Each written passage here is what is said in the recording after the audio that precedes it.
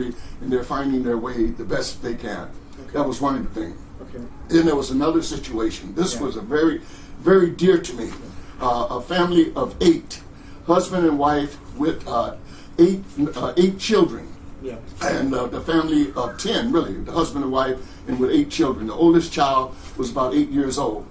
Yeah. And this was in the year of 2022. Okay, this family came in, and this family, again, did not follow protocol. Okay. And they were arrested. They were actually arrested with the children, the family, everybody locked up at Kotakot International Airport in a room, preparing to put them on the aircraft to send them back to where they came from the next day. They came in on a Monday. They were going to deport them on the Tuesday. The immigration officer called me, and then I jumped to assist the family. Immediately, the first thing to do, we have to stop that deportation. Especially the oldest child in the group was 8 years old. The youngest was about 12 months old. So Ministry of the Future did what it had to do with advocacy and knowing the authorities here. We were able enough to get them to enter the country. Yeah. We were able enough to get them their visa stamped for a 30-day period. Okay. Ministry of the Future even went further, is to able enough to get them food, housing, and clothing to get them settled in the country. And I mean, it was not an easy task, but we did that. And we did it, and they were not members of our organization. Okay. Ministry of the Future went in his pocket and did that solely out of the benevolence of our heart. Yeah. Alvin Thomas. My name is Secret Wise, and my husband's name is Alvin Thomas. And these are our 6 kids: Elijah, Kamoon, Messiah, Memory, Kebulan, and Araya. These are all our beautiful children. We wanted to come home because America was just so corrupt, and we had some issues when we first got here, which was we were in a detention cell for a night. The next morning, Dr. Milana helped us out, and so after all that trouble, we were transitioning from hotel to hotel, and we finally got a stable place to stay. So that's wonderful, and I just want to thank I want to give thanks to the support that has helped us, which is the Ministry of Faith, the Future, and Miss Grace. Thank you guys. Dr. Milana, of course. And since Okay, my next question is, you once said that African diasporans are now an open soft target. Can you elaborate on it for us?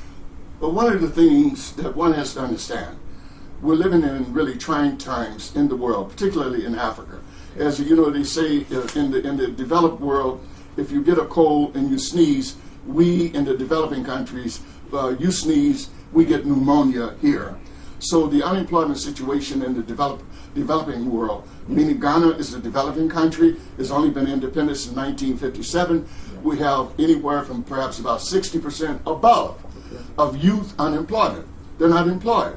And a hungry man, as Bob Marley said, is an angry man. And so you have a situation here where Africans of the diaspora, is no two ways about it right now. African Americans, African Caribbeans, even from Black Brits, they all are leaving those countries because of the destitute situation that they're in there, and they're coming to Ghana because Ghana has established itself from the good works that Ministry of the Future did in 2016 as the gateway into Africa. And I put emphasis on the fact that Ghana is the gateway, but not necessarily the last stop. Okay. But nevertheless, these groups that are coming in right now, they are coming in and they need the assistance of Ministry of the Future in what they are doing. So Ministry of the Future has now had to rise to the occasion to assist these groups that are coming in. You've once said that diasporans are currently an open soft target. Yeah. Let me expound upon that. Now, having said that what it is the situation is that with the unemployment situation here in Ghana, and for that matter throughout Africa, you have to understand the indigenous population, especially amongst the youth. You see, whether you're African American, whether you're African Caribbean, Africans or Ghanaians do not see it as they see you as an African diaspora. irrespective of whether you came from Jamaica, come from the United States, Canada, or Black Brit. You are African diaspora. And as long as you're able enough to come in here on the airline ticket, you're coming looking dressed clean, you're moving into an apartment, and you're moving about, you eat good food, while people here are finding it extremely difficult. So the long and the short of that, you find the indigenous people will look at you. And as I say, there's only 2 visible foreign nationals that are in Ghana that would bring attention to the eyes of the indigenous people. And those 2 foreign nationals are Chinese and Africans of the diaspora, particularly African Americans. And so with the Chinese, Ghanaians and Africans know they cannot touch them because China has an embassy, she has a superpower weight, and she take care of her own. But Africans of the diaspora, African Americans, African Black Brits, we don't have the protection of our embassy. If you did, you would not be coming here in the first place. And so the indigenous people, obviously, I'm not saying all indigenous people, because you know in every country you go, you got unscrupulous minds, you got criminals, and so they are looking at the Africans of the diaspora, and they see that we, the African of the diaspora here in Ghana, is really not organized. They have no protection of the embassy, and so you find a situation where unscrupulous minded criminals move in on what they consider to be a soft spot, a soft target. And that is the African of the diaspora. And I bear witness over the fact it bears out to what I said over a year ago. If we do not get organized and start galvanizing as a solid community, that you're going to find many cases where Africans of the diaspora are going to be attacked, and many of them are going to get their property repossessed. Many of them are going to be scammed. And so we're having situations where Africans of the diaspora are beginning to come forward to say that they are being scammed. In the central region of Ghana, in the Asebu area, there's been many reports about Africans of the diaspora spent their money honestly on land and come to find out they could not have closure on that land. They couldn't get an indenture. We have that around the greater Accra. Then you had the recent situation about the demolishment of the African Hebrews property. Now, I can't go into detail on that, but the information that's coming out is that it was an unfair,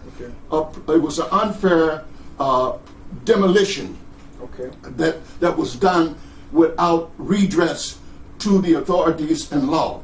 But of course, that I'm sure is still under investigation, so I don't want to make any particular statement. But what I will say is this. One of the things in being in Africa for a long period of time, you realize that Africans of the diaspora, if you come here and you're opening up a project, the first thing, not only should you register to make sure that you are legal and pay the authorities for whatever services that are rendered to you, the land or whatever, but you must empower the indigenous community around you so that community will protect you. And that community, if it feels that it is benefiting from your project that you have there, it will protect you from anyone coming to demolish your area. And if they do not protect you, it means there must be a gap between you and the indigenous community. So my message to you is support the community around you so it can defend you from these unscrupulous minds and some criminals trying to come after you. Okay, we are going for a quick commercial. We'll be right back.